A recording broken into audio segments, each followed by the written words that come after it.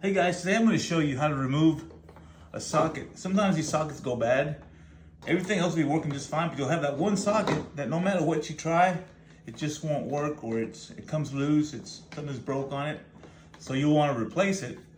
Well, these sockets are a little hard to get off if you don't know how to do it. So I'm going to show you how to get them off in this video. What you want to do is screw a bulb in there. That'll give you a bigger area to hang on to.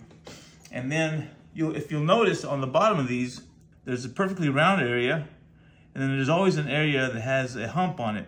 Well, you grab the wire from the side of the hump, and that's the side you're going to pull on. You'll grab it with one hand and pull with the other one, and it snaps right off. Okay? Now you can go get your new socket and replace it. I'll show you how that's done again. So you want to put a bulb in there, and make sure you're pulling from the side that has a hump, and just quick snap, and it comes right off.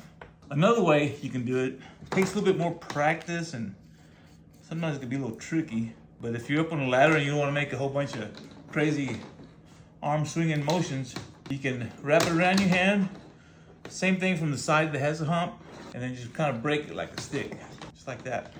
Do that again. Wrap it from the side that has a hump, and then you just snap, okay? So that's how you get them off. Now you have a line. You'll have holes pierced in the insulation, so you know where the new socket goes back. So the next video we'll show you how to do that, how to put a new socket back on. Enjoy.